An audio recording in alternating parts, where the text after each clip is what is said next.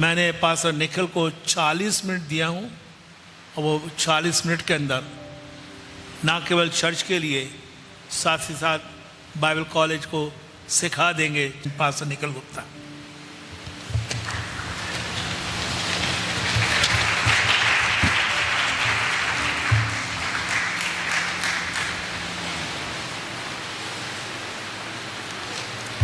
बोलो खुदावन प्रभु यीशु मसीह की। आप सभी को प्रभु यीशु मसीह के अतुलनीय नाम में मेरा स्नेह भरा अभिवादन। मैं परमेश्वर पिता का धन्यवाद करता हूं कि आज फिर से एक बार उसने यह अद्भुत समय मुझे दिया कि उसके वचन की सेवकाई मैं यहाँ करने पाऊँ। साथ में हमारे आदरणीय वरिष्ठ पासबान का भी मैं धन्यवाद करना चाहूँगा, जिन्होंने मुझे कहा कि आज इस खजूर रविवार में मैं प्रभु के वचन को आपके समक्ष में लेकर के आऊँ। साथ ही साथ जितने भी पासवान गण हैं, हमारे बाइबल कॉलेज के शिक्षक गण हैं, कलीसिया के विश्वासी हैं, विद्यार्थी हैं, हमारी कार्यकारिणी समिति है, आप सभी को जय मसीह की, जय मसीह की। आज दुनिया में कई प्रकार के प्रवेश हम देखते हैं और कुछ प्रवेश काफी देखने लायक भी होते हैं। जैसे कि आप सब ने अखबारों में देखा होगा, न्यूज़ में भी देखा होगा, एक बहुत बड़े नेता हमारे एमपी के ही हैं और वो एक बहुत ही प्रमुख नेता के खास हैं। वो उतने प्रमुख नहीं है लेकिन एक प्रमुख नेता के वो खास हैं। उन्होंने पार्टी बदल दी, क्योंकि आजकल पार्टी बदलना आम बात हो गई है। तो बहुत लोगों को दुख हुआ, लेकिन कुछ समय के बाद उन्हें प्रकाशन मिला। बहुत प्रकार के प्रकाशन भी होते हैं और फिर से वापस वो अपने छोड़ी हुई पार्टी में आ गए। और जब वो पार्टी में वापस आए, ऐसी हेडलाइन बनी कि देखकर उस वीडियो को, उस खबर को लोग आश्चर्यचकित हो गए। उनकी जब एंट्री हुई वापस पार्टी में तो उनका काफिला निकला। उस काफिले में आप बिलीव करें या ना करें, 400 गाड़ियां प्रवेश करी। Convoy of 400 vehicles.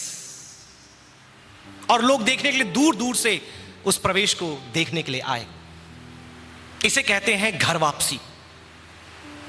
फिर आप देखेंगे और भी कई ऐसे बड़े दिग्गज हमारे देश के हैं। एक है, जब वो चलते हैं पंजाब के, 45 गाड़ियां उनके साथ चलती है। जहां भी प्रवेश करते हैं पूरे काफिले को लेकर वो जाते हैं। इसी प्रकार से अलग अलग धर्मगुरुओं का, राजनेताओं का, सेलिब्रिटीज का, अभिनेता अभिनेत्रियों का अपना अपना प्रवेश करने का एक अंदाज होता है। और कुछ साधारण होते हैं, कुछ अनूठे होते हैं, कुछ अजीब भी होते हैं कि देखकर सोचते हैं ये क्या कर दिया इन्होंने। अभी वो 3rd हेवन में है, वो भी जब स्कूल जाता है आदि, उसका भी प्रवेश बड़ा इंटरेस्टिंग होता है। सब तरफ से उसके फ्रेंड्स जो होते हैं, हाय आदि, गुड मॉर्निंग आदि, हेलो आदि, ऐसा करते रहते हैं। मैं कई बार भेजता हूँ हमारे भाइयों को छोड़ने के लिए, तो बताते हैं कि अरे सर ये तो ऐसा हुआ वैसे। मतलब अच्छा, अभी पिछले कुछ महीने की बात है, मैं लेकर वापस आ रहा था तो जैसी गाड़ी में बैठकर निकलने लगे तो पीछे से बताया, आदि के पापा रुको। मैं बोला क्या हो गया? एक समय था कि लोग हमको हमारे नाम से जानते थे, आज समय आ गया कि हमारे बच्चे के नाम से लोग हमको जानने लगे। तो बोले, मैं क्या हो गया? मैं रुका गाड़ी, तो बोले रुकी। उनके साथ छोटी बच्ची थी। बोले 1 मिनट के लिए बस, एक, मेरे को पता है आप बहुत व्यस्त हैं, आपको जाकर क्लास लेना है, आप 1 मिनट के लिए आप रुक जाइए। मैं बोला क्या हो गया, जल्दी बोलिए, जाना है मुझे। तो बोले मेरी बेटी आज स्कूल नहीं आ रही थी, तो मैंने उससे कह दिया कि आप चलो, मैं आपको आदि से मिलाऊंगा। तो वो स्कूल आ गई है, अब बस 1 मिनट के लिए आदि से उसे मिलने दो। तो कई लोगों की एंट्री और एग्जिट बहुत ही जबरदस्त होती है, खास होती है और देखने लायक होती है ना। लेकिन आज जिस एंट्री की बात मैं करना चाहता हूं, आज जिस प्रवेश की बात मैं करना चाहता हूं, वो कोई मामूली प्रवेश नहीं है। यह एक, मैंने शीर्षक दिया है इस प्रवेश का, एक्स्ट्रा ऑर्डिनरी एंट्री, असाधारण प्रवेश। क्योंकि इस प्रवेश में कुछ खास बातें हो रही हैं। कुछ बातें हमारे वरिष्ठ पासबान ने बताया कि ऐसी बातें कभी इतिहास में नहीं हुई, ऐसी बातें कभी किसी इंसान ने देखी नहीं। ऐसी कुछ बातें आज इस प्रवेश में होने वाली है। इससे पहले कि उस शास्त्र भाग में जाएं, आज के दिन के महत्व को कुछ शब्दों में आपको बताना चाहूंगा। आप सभी को पता है, प्रतिवर्ष हम मनाते हैं, हम बोलते हैं पैशन वीक। लेकिन कई बार ये पैशन वीक में पैशन लोगों को समझ नहीं आता, क्योंकि पैशन का अर्थ अधिकतर हम जब समझते हैं वो जुनून से, जिज्ञासा से, एक रुझान से होता है। लेकिन यहां पर जो पैशन है वो जिज्ञासा, रुझान या जोश नहीं है। यहां पर पैशन का मतलब है, ध्यान से सुने, दुख, विलाप वेदना, दर्द। और आज वो दिन है जिसका आरंभ होता है इस सप्ताह के पहले दिन से, जिसे हम कहते हैं दुख भोग सप्ताह। क्योंकि आज वो दिन है जब यीशु मसीह पहली बार नहीं, बहुत लोग को लगता है कि यीशु मसीह आज पहली बार यरूशलेम में आ रहे हैं। नहीं नहीं नहीं, पहले वो आ चुके हैं। बहुत से धर्मवैज्ञानियों का मानना है कि यीशु कम से कम 7 बार यरूशलेम आए। या आप मत्ती की इंजिल पढ़ेंगे, वो कहता है कि एक बार उनके घटनाक्रम में यीशु मसीह यरूशलेम आए। मरकुस आप पढ़ेंगे, वो कहते हैं एक बार। आप लूका पढ़ेंगे, वो बताते हैं 4 बार यरूशलेम आए। आप यूहन्ना की इंजिल पढ़ेंगे, वो भी बताते हैं 4 बार वो यरूशलेम आया। और कई बार आप अन्य घटनाक्रमों को पढ़ेंगे, आपको मालूम चलेगा जब उसका जन्म हुआ तो उसे मंदिर में लाया गया। फिर जब वह 12 वर्ष की उम्र में था, तब जो धर्म के अगुए थे, ज्ञानी थे, उनसे वार्तालाप करने के लिए वो मंदिर में आया। फिर कई लोग का यह मानना है कि फसह का पर्व मनाने के लिए प्रभु यीशु मसीह मंदिर में आते थे। तो पहली बार नहीं है। बहुत से लोगों को लगता है पहली बार आ रहे। No, he is not coming for the first time, but surely he is coming for the last time. अब जब वो आ रहा है, वो खास क्यों है? क्योंकि यह जो प्रवेश है, यह एक असाधारण प्रवेश है। It is an extra ordinary entry. और इस प्रवेश में कुछ ऐसी बातें होती है जो समय मुझे दिया गया उसके अधीन रहकर केवल 4 बातें आपके बीच में रखूं। बहुत सी बातें आप देख सकते हैं जो यीशु के अराउंड हो रही है, लेकिन 4 बातें मैं आप तक पहुंचाना चाहूंगा। और मेरी आशा, मेरी प्रार्थना यह है कि इन 4 बातों के द्वारा आज पवित्र आत्मा हमसे बातें करे और हमें मदद करे कि हम उसके प्रवेश के महत्व को आज समझने पाए। तो बिना समय गवाए मैं आग्रह करूंगा कि हम उसके मत्ती की इंजिल, जो चारों सुसमाचार में ये पाया जाता है, लेकिन हम मत्ती की इंजील खोलेंगे और उसकी 21 अध्याय में हम सभी आ जाएंगे। और मैं आग्रह करूंगा यदि किसी को मिलता है तो उसके पहले और दूसरे वचन को पढ़ने में सहायता करें। मत्ती की इंजील, gospel according to Matthew chapter 21। केवल बताने के लिए आपको बता दें कि चारों सुसमाचार में मसीह के विजयी प्रवेश को आप देखते हैं। मत्ती की इंजील उसके 21 अध्याय में, मरकुस की इंजील उसके 11 अध्याय में, लूका की इंजील उसके 19 अध्याय में और यूहन्ना की इंजील उसके 12 अध्याय में। जी, पढ़ने में सहायता करें। जब वे यरूशलेम के निकट पहुंचे और जैतून पहाड़ पर बैतफगे के पास आए, तो यीशु ने 2 चेलों को यह कहकर भेजा, सामने के गांव में जाओ। वहां पहुंचते ही एक गदही बंधी हुई और उसके साथ बच्चा तुम्हें मिलेगा, उन्हें खोलकर मेरे पास ले आओ। आप आरंभ से ही देखते हैं कि प्रभु यीशु मसीह एक जहां कहीं भी जाते थे उनकी योजना होती थी। हर काम वो योजना के अनुसार ही करते थे। और जब उन्हें यहां यरूशलेम में अब प्रवेश करना है, वो बताते हैं कि उन्हें चेलों से कहा कि तुम जाओ, गधी के बच्चे को लेकर के आओ। इसके पीछे सबसे पहली बात जो मैं आपके बीच में रखना चाहूंगा कि ये जो प्रवेश है वो असाधारण क्यों है। Why this entry is an extraordinary entry? सबसे पहली बात, the entry endorses prophecy। ये जो प्रवेश है यह भविष्यवाणी की पुष्टि करता है। जैसे कि मैंने आपको पहले बताया, प्रभु यीशु मसीह के जीवन में हर एक घटनाक्रम योजना के अनुसार होता था। और यदि आप देखें, प्रभु यीशु मसीह जो कुछ करने वाला है, उसके जिंदगी, उसके सेवकाई, उसके जन्म, उसके मृत्यु, उसके पुनरुत्थान के बारे में पहले से बता दिया गया है। कुछ धर्मविज्ञानी ये मानते हैं कि लगभग बाइबल में 400 से ऊपर भविष्यवाणियां हैं। मेरे पीछे दोहराएं ताकि आपके जहन में बैठ जाए। कितनी भविष्यवाणियां? 400। और जो मेन स्ट्रीम थियोलॉजियंस हैं, जो कन्वेंशनल आइडियोलॉजीज हैं, वो ये मानते हैं कि कम से कम 300 भविष्यवाणियां मसीहानिक भविष्यवाणियां हैं जो मसीह के बारे में पुराने नियम में की गई है। तो जब प्रभु यीशु मसीह यरूशलेम में प्रवेश करता है, वह उन भविष्यवाणियों को पूरा करता है। सबसे मुख्य भविष्यवाणी जो इसमें वो पूरी कर रहा है, मैं चाहूंगा उस आयत को हम पढ़ दे तो अच्छा रहेगा। जकरिया नबी की पुस्तक उसके 90वें अध्याय के 90वें वचन को हम पढ़ेंगे। जकरिया 9 उसका 9।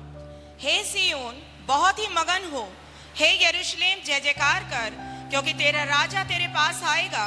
वह धर्मी और उद्धार पाया हुआ है, वह दीन है और गधे पर, वरन गधी के बच्चे पर चढ़ा हुआ आएगा। क्या ही अद्भुत आप भविष्यवाणियों को पूरा होते अपने आंखों के सामने देखते हैं। आप ध्यान रखें, जकरिया जो है यीशु मसीह के जन्म के समय नहीं लिखा गया है। जकरया नबी की पुस्तक यीशु मसीह के जन्म से लगभग 525 साल पहले लिखी गई, और जब वह यरूशलेम में प्रवेश कर रहा है 550 साल पहले लिखा गया है। आप मुझे बताइए किसके बारे में बातें ऐसी कही गई थी? और वो भी तब जब पूरे इजराइल के लोगों को बाबुल देश में बंधुआ के रूप में ले जाया गया है। वे सब बंधुआई में पड़े हुए हैं, मायूसी में, निराशा में, हताशा में, बंधुआई में हैं। और वहां पर जकरया नबी खड़ा होकर के उन्हें कहता है कि हे सियोन, तू नाराज ना हो, तू हताश ना हो, तेरा उद्धार करता आने वाला है। वो गदही के बच्चे पर, वरन गदही पर सवार होकर के आएगा, और वो तेरा छुड़ाने वाला, तेरा उद्धारक होगा। आमीन, हालेलुया। क्यों ना अपने हाथों को उठा करके उस उद्धारक के लिए हम परमेश्वर का धन्यवाद कर ले कि हमारा उद्धारक आज यरूशलेम में प्रवेश कर रहा है। आमीन। और आज वो चाहता है हम में से बहुतों के दिलों में भी प्रवेश करे। यरूशलेम में तो प्रवेश कर लिया, ये तो मैं इतिहास आपके सामने दोहरा रहा हूं, लेकिन आज भी कुछ दिलों में उसका प्रवेश होना बाकी है। पहली बात, एंट्री एंडोर्सेस प्रोफेसी। जो प्रवेश है असाधारण क्यों है?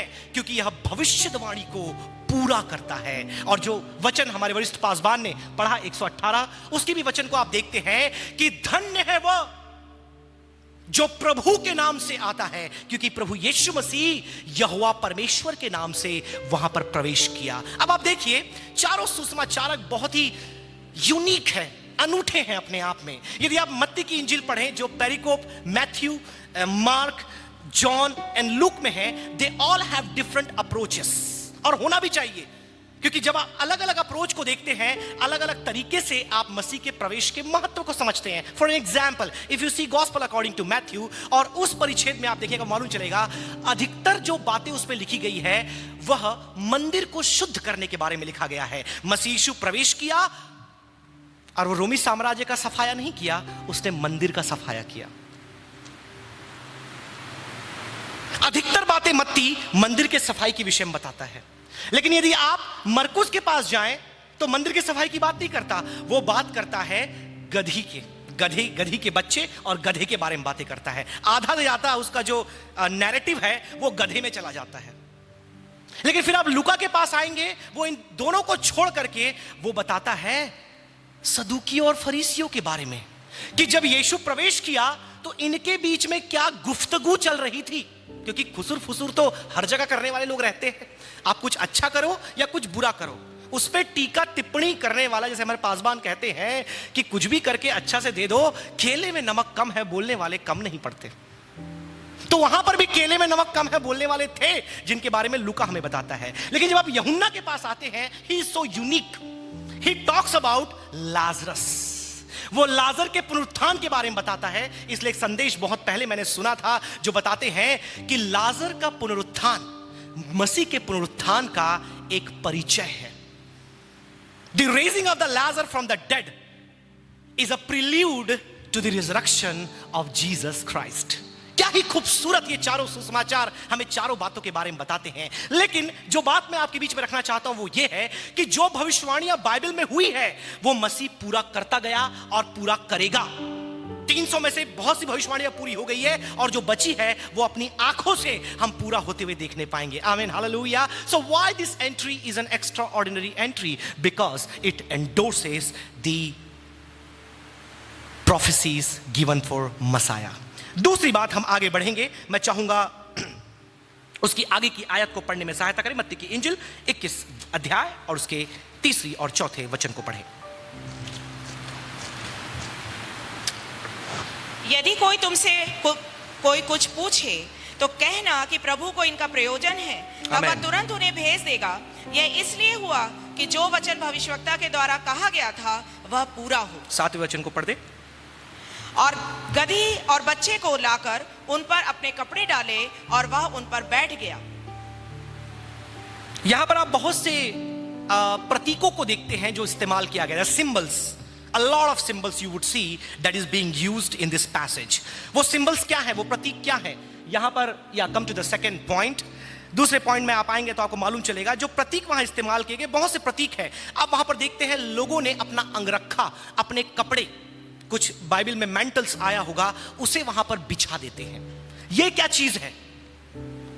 यदि आप पुराने नियम को पढ़ेंगे, राजाओं की पुस्तक आप पढ़ेंगे, कई अलग भागों में आप पढ़ेंगे, आप इब्रानी संस्कृति को जाकर के पढ़ने का प्रयास करेंगे, आपको मालूम चलेगा जब कोई राजा या महान व्यक्तित्व जब आता था, लोग उसके सम्मान में, उसके आदर में अपने कपड़ों को उसके आगमन के लिए बिछा देते थे।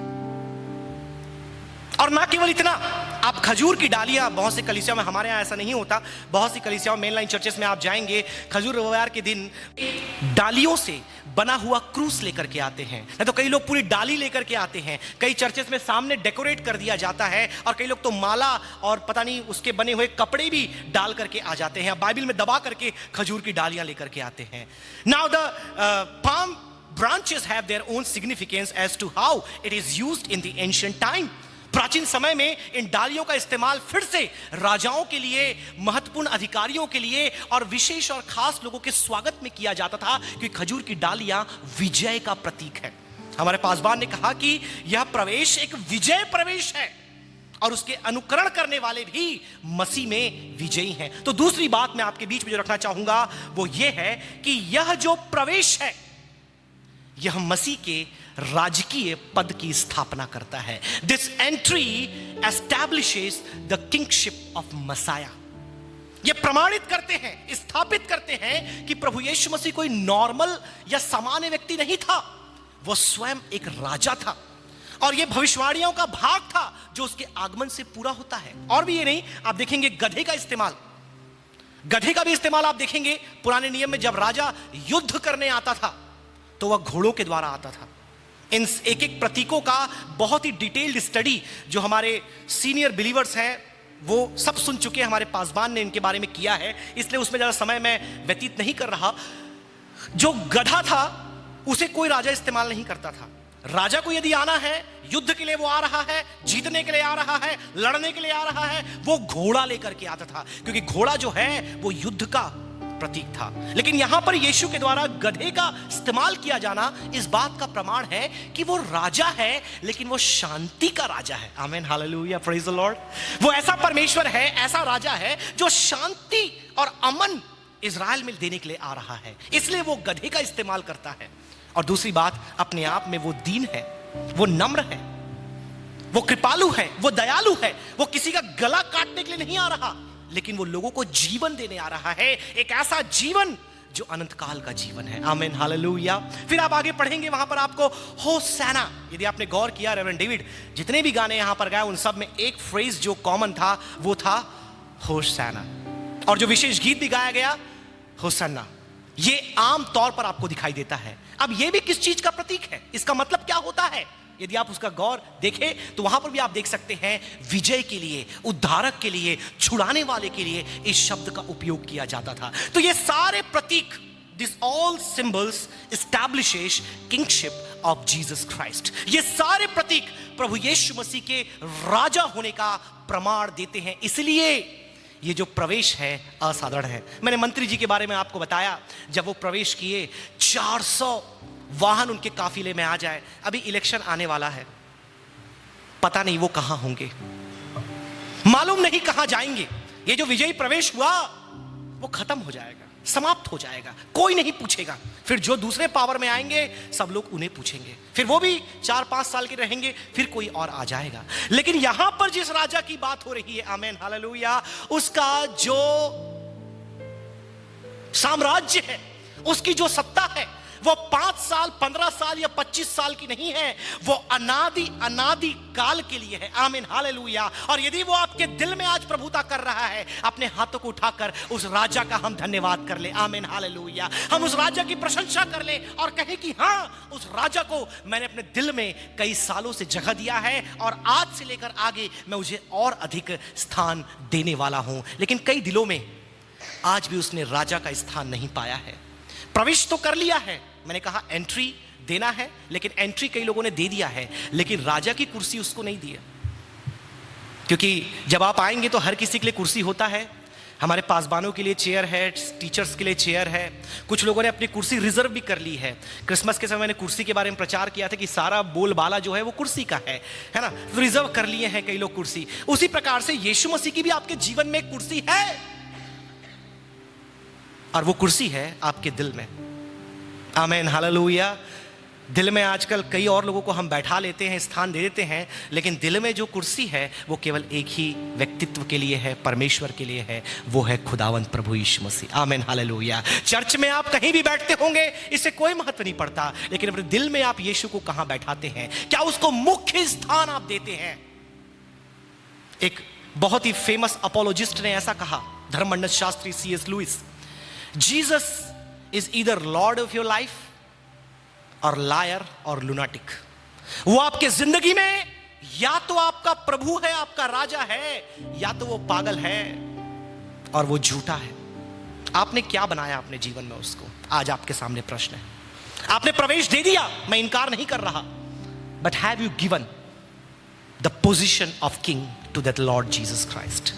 यदि नहीं, तो आज हमारे सामने प्रश्न ये है कि क्या आज मसीह यीशु को हम प्रवेश के साथ प्राथमिकता अपने जीवन में देंगे? यदि हां, तो आइए हम पढ़ते हैं उसके तीसरे बिंदु में। मैं आग्रह करूंगा उसकी 8वीं और 9वीं आयत को पढ़ने में सहायता करें। तब बहुत से लोगों ने अपने कपड़े मार्ग में बिछाए और अन्य लोगों ने पेड़ों से डालियां काटकर मार्ग में बिछाई। जो भीड़ आगे आगे जाती है और पीछे पीछे चली आती थी, और पीछे, देखिए ध्यान से सुनिए, आगे आगे और पीछे पीछे, हाँ पढ़ते जाइए। पुकार पुकार कर कहती थी, राइट, दाऊद के संतान को होशन्ना, धन्य है वह जो प्रभु के नाम से आता है, आकाश में होशन्ना। जब उसने यरूशलेम में प्रवेश किया तो सारे नगर में हलचल मच गई और लोग कहने लगे, ये कौन है? ये कौन है? Thank you. आप देखेंगे यहां पर, जैसे मैंने आपको आरंभ में बताया, यह प्रवेश असाधारण क्यों है? क्योंकि यह प्रवेश मसीह यीशु के उस पैशन वीक, दुख भोग सप्ताह का आरंभ करता है। लोग खुशियां तो मना रहे हैं, लोग आनंदित हो हैं, लेकिन पासबान ने उस शब्द को छू लिया। जब वो यरूशलेम में आया, उसने रोया, उसने आंसू बहाया। आपको पता है क्यों? जितनी खुशियां, जितना आनंद लोग यहां पर मना रहे हैं, मुझे लगता है यीशु को दिल से उतना ही दुख हो रहा था, क्योंकि यह दुख भोग सप्ताह का पहला दिन था। यह वो समय था जब प्रभु यीशु मसीह अपनी मृत्यु को अपने आंखों से देख रहा है। केवल 6 दिन और उसके सामने हैं जब वह क्रूस पर मारा जाएगा।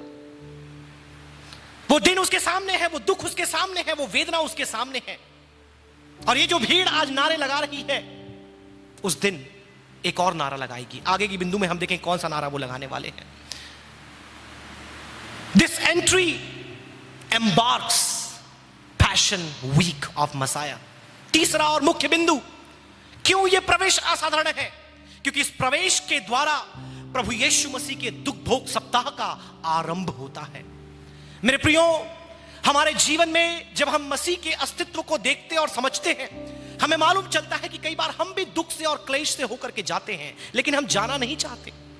लेकिन आपके लिए और मेरे लिए वो प्रभु यीशु मसीह खुशी खुशी आनंद से चेहरे में मुस्कुराहट लिए हुए क्या कर रहा है? विजयी प्रवेश कर रहा है। या मैं कहूं, अपने हाथों से मृत्यु को गले लगाने के लिए यरूशलेम में आ रहा है। आप में से कितने लोग जाएंगे उस स्थान में जहां पर, यदि मैं आपको बोल दूं, आपके लिए बम लगाया गया है, आपको मारने के लिए लोग वहां पर बैठे हैं? आप में से कितने लोग जाएंगे वहां पर? मैं आपसे बोलूं कि आप होशंगाबाद जाइए, वहां पर 10 लोग आपको पकड़ करके मारने के लिए इंतजार कर रहे हैं। कितने लोग जाएंगे? मैं बोलो, आप जाइए वहां पर, ब्रिज में बम लगा हुआ है, कितने लोग अपनी गाड़ी वहां से लेकर के जाएंगे? यदि मैं कहूं वहां पर आपको पकड़ने के लिए, लूटने के लिए लोग खड़े हैं, आपको थप्पड़ मारने के लिए, आप पर थूकने के लिए, आपकी निंदा करने के लिए, हम में से कितने लोग जाएंगे? कौन बोलेगा हाँ नहीं मैं जाऊंगा? यीशु मसीह को सब कुछ मालूम था, उसे सब कुछ पता था, लेकिन फिर भी वो खुशी खुशी आनंद के साथ चेहरे पे मुस्कुराहट लिए लोगों की उस आराधना स्तुति को स्वीकार करते हुए मृत्यु को प्राप्त करने के लिए यरूशलेम में प्रवेश किया। आज के दिन में मेरे प्रियो, खुशियां मनाएं, खजूर की डालियां लें, जय जयकार करें। कई जगह जुलूस निकल रहे हैं, देश में आप जाएंगे, स्पेन और रशिया और यूक्रेन और अलग अलग पार्ट में आप जाएंगे, इतनी स्कैंडिनेवियन कंट्रीज में इतना अद्भुत रीति से ये खजूर रविवार मनाया जाता है, आपको लगेगा क्रिसमस आ गया। लोग ऐसी रैलियां निकालते हैं, जुलूस निकालते हैं और जय के नारे लगा करके आगे बढ़ते हैं। आपको पता है लोग आज खुशियां क्यों मना रहे हैं? क्योंकि प्रभु यीशु मसीह खुशी मनाते हुए मृत्यु को गले लगा लिया। किसके लिए, क्यों, यह प्रश्न आज हमें करना है। वो क्यों प्रवेश कर रहा है? उसे मालूम है कि 5 दिन के अंदर लोग उसे मारने के लिए खड़े हो जाएंगे, 4 दिन में उसे पकड़ लेंगे, तीसरे दिन उसे धोखा देने के लिए योजना बनाई जाएगी। वो क्यों प्रवेश कर रहा है?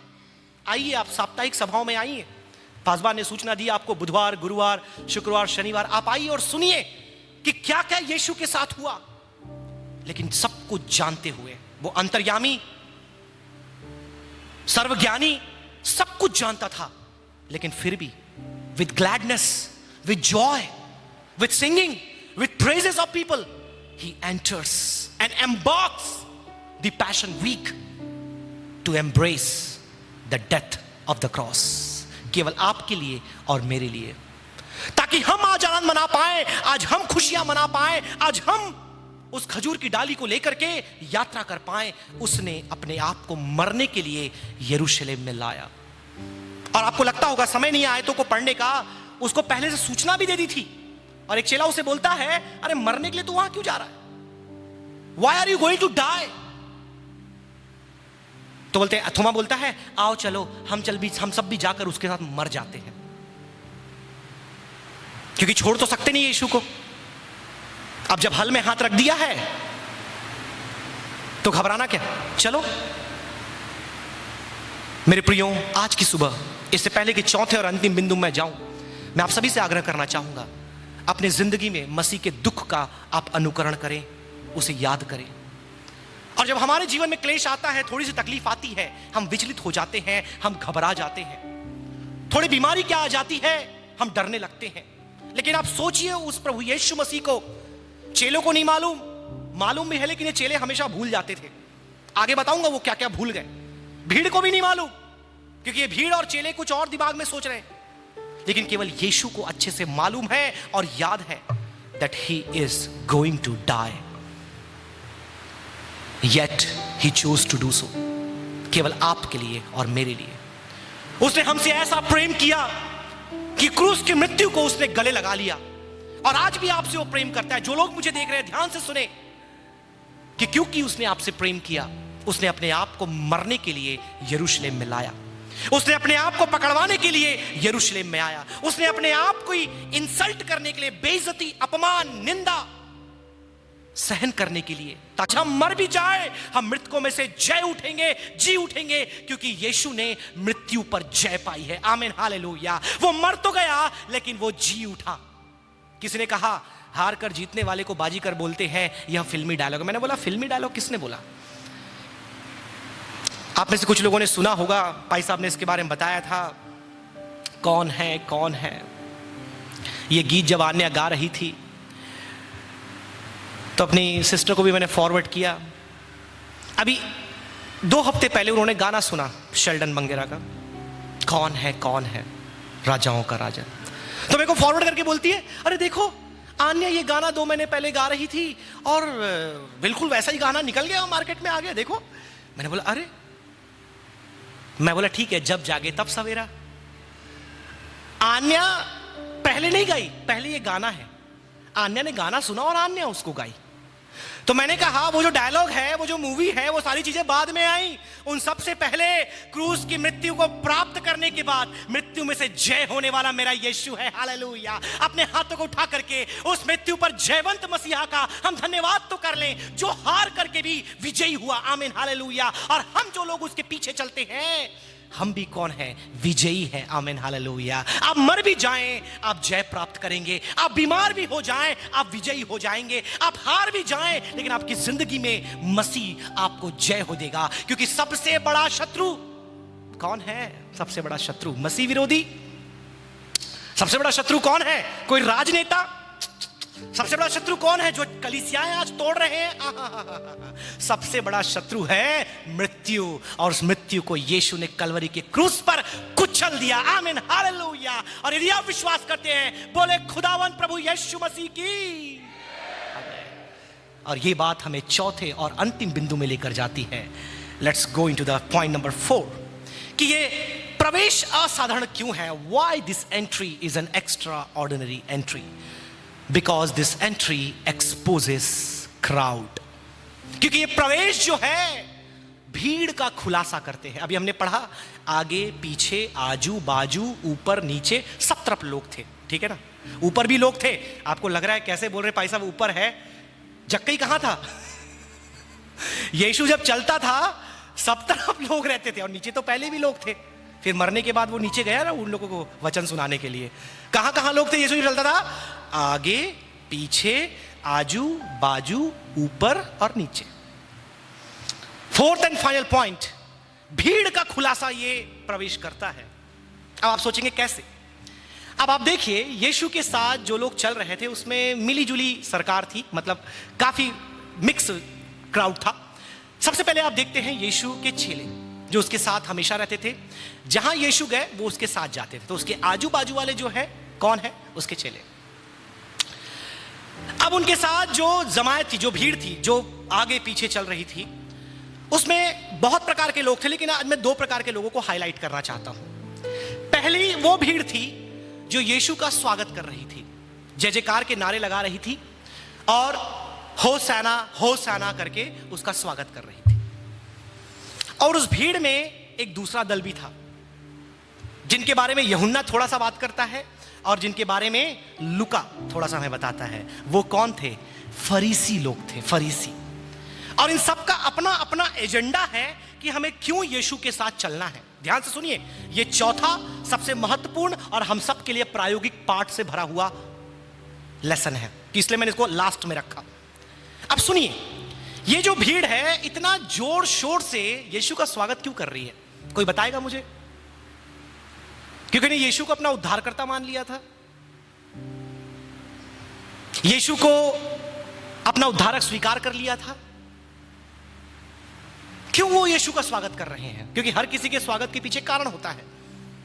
सोचिए थोड़ा, यदि आपको समझना है, थोड़ी सी पृष्ठभूमि के बारे में जानना बहुत जरूरी है। आप सबको मालूम है कि जब बाबुल में और असीरिया में बंधवाई के लिए इजराइली लोग चले गए, उस बंधवाई में जाने के बाद तक, इस परिच्छेद में आने तक ये लोग बंधवाई में ही थे। आप सबको मालूम होगा यीशु मसीह के जन्म के समय रोमी साम्राज्य सत्ता में था, वो अधिकार में थे। और रोमी साम्राज्य के पहले यूनानी लोग अधिकार में थे, वे सत्ता में थे। यूनानी लोगों से पहले यही इजरायली बाबुल में और असीरिया में गुलाम थे, दासत्व में थे। तो इन लोग लगातार पिछले 400-500 550 सालों से किस में चल रहे हैं? दासत्व में, गुलामी में। They are under the subjugation of foreign nations, foreign leaders. उन लोगों को अपना अधिकार नहीं है, अपनी जमीन नहीं है, अपनी सरकार नहीं है, वो दूसरों के गुलाम हैं। जैसे भारत भी, आप सबको पता है, 150-200 साल तक अंग्रेजों की गुलामी में हम थे। बिल्कुल वैसी संदर्भ है जब यीशु इज़राइल में, यरूशलेम में प्रवेश कर रहे हैं। तो लोगों को यह लग रहा है कि अब जब प्रभु यीशु मसीह आएगा, ये क्या करेगा? हमारे पापों के लिए मरेगा? बिल्कुल गलत सोच रहे हैं आप। एक भी इंसान वहां नहीं है जो मेरे पापों के लिए यीशु आया करके ताली बजा के वहां पर खजूर की डाली लहराकर उसका स्वागत कर रहा है। जब भाई साहब ने कहा बहुत सी अवधारणाएं भी यहां पर देखने को मिलती है, तो एक अवधारणा यह है कि ये लोग, इसलिए वहां पर जो वर्ड मैंने यूज किया है, इल्यूजन एंड इनसिक्योरिटी, भ्रम और असुरक्षा का भाव हम लोगों के बीच में देखते हैं। लोग भ्रमित थे। भ्रमित करने वाला यीशु नहीं है, भ्रमित करने वाले लोगों का खुद का सोच है, जो भविष्यवाणियों को समझ नहीं पाए। पुराने नियम में इतनी भविष्यवाणियां की गई कि तुम्हारे लिए उद्धारक जन्मेगा, ये उस उद्धारक को राजनीतिक परिवेश में समझ रहे थे। उनको लग रहा था एक ऐसा उद्धारक आएगा जो रोमी साम्राज्य को पलट देगा, रोमी शासक को गिरा देगा। और जहां पर ये हेरोदेस, पिलातुस, पिंतियुस, अग्रिपा, ये जो सम्राट लोग बैठे हैं ना, यीशु जाकर के वहां बैठ जाएगा। सोचिए, थोड़ा सोचिए, थोड़ा मैं समय दूंगा आपको इस बात के बारे में विचार करने के लिए। ये थी इस भीड़ की सोच। भ्रमित लोग थे ये अब तक यीशु के जन्म होने के महत्व को नहीं समझे थे। यहां तक कि चेले भी नहीं समझे थे। आपको लग रहा होगा चेलों को मालूम है तो कभी बोलते नहीं चलो जाकर के उसके साथ मरो, नहीं बोलते, कभी नहीं बोलते। वो तो खुश है क्योंकि वी आर पार्टी पीपल। जहां पर गाना, नाचना, ये सब होता है, हम सब उसमें शामिल हो जाते हैं। इसलिए आप देखिए, क्रिसमस की बात है, मैंने शायद पहले इस बात को कहा था। हम मिस्टर यूसुफ दयाल के घर में पहुंचे क्रिसमस कैरल लेकर के, तो आपने सबने सुना होगा बेगानी शादी में अब्दुल्ला दीवाना। तो वहां भी एक अब्दुल्ला आ गया मेरा भाई, ऐसा नाच रहा है, ऐसा नाच रहा है। मैं बोला, यूसुफ भाई को बोला, अरे ये आप लोग के परिवार में है क्या? नहीं नहीं, आस पड़ोस में नहीं, पता नहीं कहां से आया, कौन है, कहीं का पानी पी लिया, ऐसा नाच रहा है, ऐसा नाच रहा है। तो उसको पूछो क्यों क्यों नाच रहे, क्या हुआ आज? अरे सब नाच रहे, हम भी नाच रहे, सब गा रहे, हम भी गा रहे, आज पैदा हुआ। राइट? इस भीड़ को अब तक ये लग रहा है कि ये जो रोमी साम्राज्य है, इसको ये मसीहा पलटने वाला है। इनकी सोच शारीरिक, सांसारिक और राजनीतिक है। यीशु मसीह आया उनके दिल को, उनके जहन को, उनकी आत्मा को बदलने के लिए, उनके दिल में बैठने के लिए, उनके जहन में प्रभुता करने के लिए। लेकिन ये लोग क्या सोच रहे हैं? ये सत्ता पलटाएगा। मेरे प्रियो, कई बार हम भी जब प्रभु यीशु मसीह को देखते हैं, हमारी सोच भी बहुत शारीरिक, सांसारिक और दिस वर्ल्डली होती है, इस संसार की होती है। यीशु मसीह, इसलिए कई सरकार भी डरती है हमसे। इन लोगों को यह लगता है कि क्रिश्चियन लोग पूरा सरकार ही पलट देंगे। वो बहुत डरते हैं। इसलिए आजकल एक शब्द बहुत चल रहा है, खतरे में है, खतरे में है। अरे भैया, काहे का खतरा? हम किसको मार रहे हैं? किसका सरकार हम ले रहे हैं? हमारी जो सत्ता है वो संसार की नहीं है, हमारी जो सत्ता है वो स्वर्ग की है। आमीन, हालेलुया। We don't believe in the worldly kingdom, we believe in godly kingdom, in heavenly kingdom. हम सांसारिक राजनीतिक सत्ता या राज्य पर विश्वास नहीं करते, हम विश्वास करते हैं आत्मिक राज्य पर। आमीन, हालेलुया। इसलिए यीशु मसीह ने क्या कहा? उसका राज्य आ रहा है, वरन मैं तुमसे कहता हूं आ चुका है। और जब वो आ चुका है बोला, आप मुझे यह बताइए, क्या यीशु पेंतुस पिलातुस को हटाकर कुर्सी में बैठ गया था? हेरोदोस की कुर्सी उसने पलटा दी थी? उन लोग वहीं बैठे हुए थे, वे सब वहीं राज्य कर रहे थे। सारे देश के शासक, चाहे किसी भी पार्टी की हो, EPM, CPM, IPM, UPM, Republic, Democrat, वो सब वहीं बैठे हुए थे मेरे प्रियो। लेकिन प्रभु यीशु मसीह ने लोगों के दिल में प्रभुता करना चालू कर दिया था। आमीन, हालेलुया। यदि वो आपके दिल में प्रभुता कर रहा है, अपने हाथों को उठा करके बोले हालेलुया। और आज वो चाहता है बहुत से दिलों में प्रभुता करे। आप उसके विषय में भ्रमित ना हो। यदि आपके जीवन में दुख है, क्लेश है, बीमारी है, रोग है, निश्चित तौर पर वो आपको चंगा करेगा, आपको छुटकारा देगा। और यदि नहीं, तो हम दानियल के समान हो जाएं। यदि वो सिंह की मान से हमें छुड़ा ले, यदि वो आग में से हमें छुड़ा ले, तो प्रभु का धन्यवाद हो। यदि नहीं, तो भी प्रभु का धन्यवाद हो। आमीन, हालेलुया। हम किसी के सामने नहीं झुकेंगे। आमीन, हालेलुया। क्योंकि विजय हमारी है। आमीन, प्रेज द लॉर्ड। लेकिन ये लोग, ये यरूशलेम वासी अब तक यीशु के आगमन के महत्व को नहीं समझ पाए थे। दूसरे पहलू में चलते, जो दूसरी भीड़ मैंने आपको बताई, पढ़िए यूहन्ना की इंजिल। आइए उस आयत को पढ़ तो ले हम थोड़ा। 12 अध्याय यूहन्ना की इंजिल। मैं चाहूंगा उसके यहां पर 191 कर दिया है फ्रैंकलिन ने, 191 वचन नहीं है तो माफ करें, वो कभी कभी हो जाता है क्योंकि रात में काम करते हैं वो। यूहन्ना 12 उसका 19 मुझे लगता है। पढ़ दे। हाँ। तब फरीसियों ने आपस में कहा। हाँ, अब ध्वनि सुनिए ध्यान से। भीड़ का पहला भाग भ्रमित है, दे आर डिसइल्यूजन्ड। उन्हें मालूम नहीं क्या हो रहा है। बेगानी शादी में अब्दुल्ला दीवाना नाच रहे सब कोई, उन्हें पता नहीं क्या करना है। राइट? अब देखिए दूसरे लोग, the second group of people. पढ़िए सिस्टर। सोचो तो सही सोच कि तुमसे कुछ नहीं बन पड़ता। अब सोचिए, अगर मैं आपसे बोलूं, देखो यार तुमसे कुछ हो नहीं रहा, वहां देखो क्या हो रहा है। देखो, संसार उसके पीछे हो चला है। तुमसे तो कुछ हो नहीं रहा, उसको देखो, पूरा संसार उसके पीछे हो चला। क्या दिख रहा है आपको यहां पर? सेंस ऑफ इनसिक्योरिटी, एक असुरक्षा का भाव आपको दिख रहा है। यह असुरक्षा का भाव क्या है? असुरक्षा का मतलब क्या होता है? कई बार हम भी अपने जीवन में असुरक्षित हो जाते हैं। जब हम समस्याओं को, क्लेशों को, विपत्तियों को, अपने शत्रुओं को अप पर हावी होते हुए देखते हैं, हमको लगता है कि अब मेरा क्या होगा। उसी प्रकार से जब अपने से अच्छा दावेदार हम देखते हैं, पॉलिटिकल सिनेरियो में ज्यादा होता है यदि उसकी रैली में ज़्यादा गाड़ियां निकल गई, उसकी रैली में ज़्यादा लोग खड़े हो गए, अगर ये जोड़ो ज़्यादा हो गया तो वो तोड़ो आ जाता है ना, तो लोग असुरक्षित हो जाते हैं, असुरक्षित। यहां पर फरीसी आपस में बात करके क्या बोल रहे हैं, मतलब एक फरीसी जो होगा या फिर मुझे लगता है महाअधिकारी होगा, वो दूसरे से कहता है कि भैया देखो देखो, तुमसे तो कुछ हो नहीं रहा, तुमसे कुछ नहीं हो रहा, और उसको देखो पूरी की पूरे जमायत उसके पीछे नाचते हुए जा रही है, बताओ क्या करें। अगला षड्यंत्र बनाते हैं। क्या करते हैं? अगला षड्यंत्र। क्योंकि इन लोगों का एक ही काम था, सुबह उठे और सोचे कि आज यीशु को कैसे फंसाए। रात में सोते भी नहीं है, कुछ लोग और भी नहीं सोते जिनका काम है षड्यंत्र बनाना। ऐसे लोग को कभी नींद नहीं आती। जो लोग दूसरों की बुराई के लिए लगे रहते हैं ना, उस रात में सो ही नहीं सकते, क्योंकि वो सोएंगे नहीं। वो हाँ अब कल कैसे फंसाए, हाँ कल एक व्यभिचारिणी स्त्री पकड़ के लाते हैं और उसको यीशु के सामने खड़ा करते हैं। अरे यार वो प्लान तो ढप हो गया, एक काम करते हैं, फिर सोने बैठे, अब क्या करें। हाँ एक सिक्का लेकर के आते हैं और इसको फंसवाते हैं मंत्री से, अब बता किसको कर दे। अरे यार ये भी ढप हो गया। एक जो असुरक्षा का भाव कई बार हमारे अंदर, हमारे जहन में आ जाता है, अपनी जिंदगी की परिस्थितियों को देखकर हम डरने लगते हैं, घबराने लगते हैं। लेकिन जा कहां रहे हैं? यीशु की विजय यात्रा में। इन लोग कहां हैं? यीशु की विजय यात्रा में, चर्च के अंदर। हेलो, विजय यात्रा में है। मैंने बोला आगे चल रही है एक भीड़, यीशु के साथ चेले, और पीछे चल रहे हैं फरीसी। क्योंकि वो पीछे ही देख करके बोलेंगे ना, देखो पूरी दुनिया उसके पीछे होली, आगे देख के तो नहीं बोलेंगे, पीछे ही देखेंगे। तो मैं बोला पीछे चलने वाले कौन है? ये है फरीसी।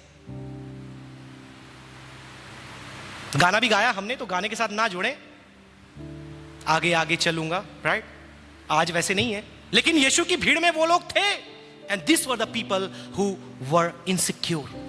आज की सुबह मेरे प्रियो, ये संदेश हमारे लिए इस बात से निकलता है कि हम कैसे अपने जीवन में उस असुरक्षा के भाव से बाहर निकल जाएं।